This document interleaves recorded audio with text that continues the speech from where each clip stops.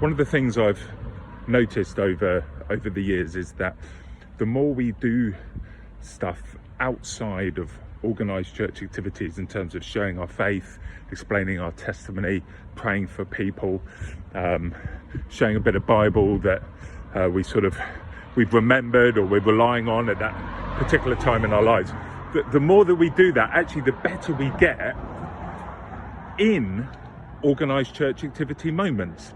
So for example, it might be that you turn up at a youth group like I was doing last night, and then someone says, you know, actually I think we've got 5 minutes left. Does anyone got anything they want to share with the youth?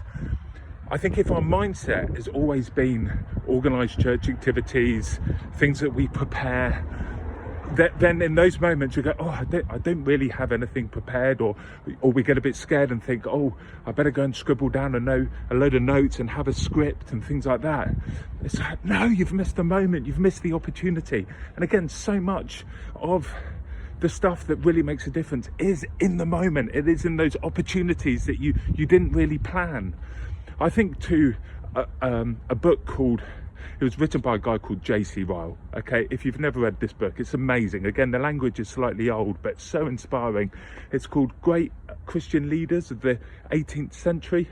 Sounds like a dull title, but basically in the 1700s, this country was a mess. Like, men were all over the shop drinking all day, and there were no schools for the poor. But within like 50 years, the whole country was transformed. And Ryle picks out that actually it was transformed by really a group of men, just very individually scattered all over the country, who just went out to the people.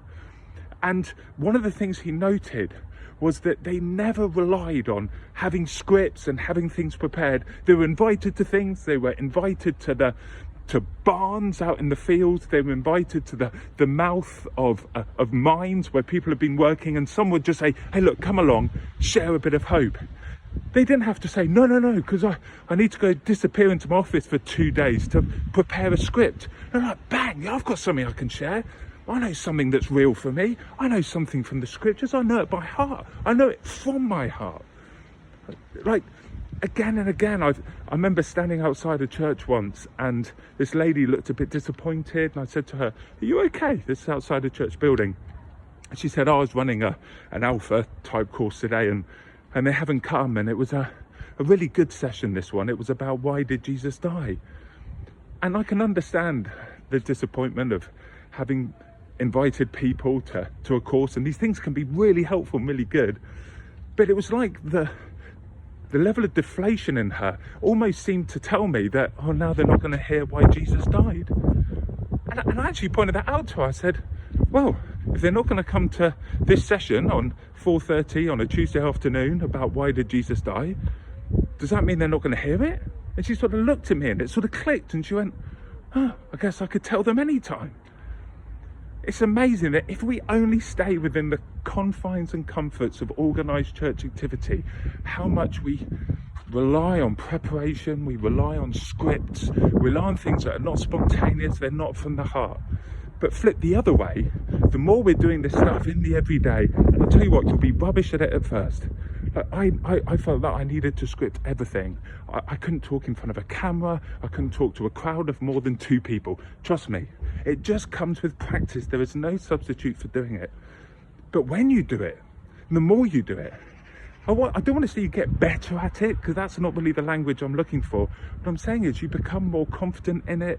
You begin to build your own sort of repertoire of things that are just there on the cuff and ready to go. And the more you sort of know your scriptures by heart, the more that you're not so worried about whether or not it was a good talk, but just getting across the thrust of the meaning of it and what it means for you. And then when you are invited to things like I am tomorrow night, I haven't done any prep for it. Not because I don't care, but because I haven't had any time. But I have some things I know that are burning on my heart, and I can't wait to share it with people.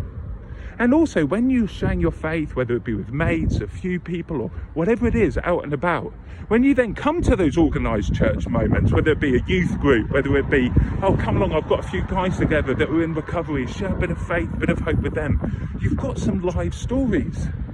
People that only prep for organised church activities are often almost like downloading other people's stories from the internet. Have your own stories to tell. You have your own stories to tell by being out and about. I can't stress this enough, that actually this is a gift to the gathered church stuff. This is a gift to the organised church activities. When we are out and about, sharing our faith, building up our experience of talking about Jesus in the everyday, it just becomes real, it becomes more spontaneous, and the people who are listening, even though it might not be technically a better talk, they're more compelled by it. Can't stress it enough. Lots of love. Let's just give it a crack.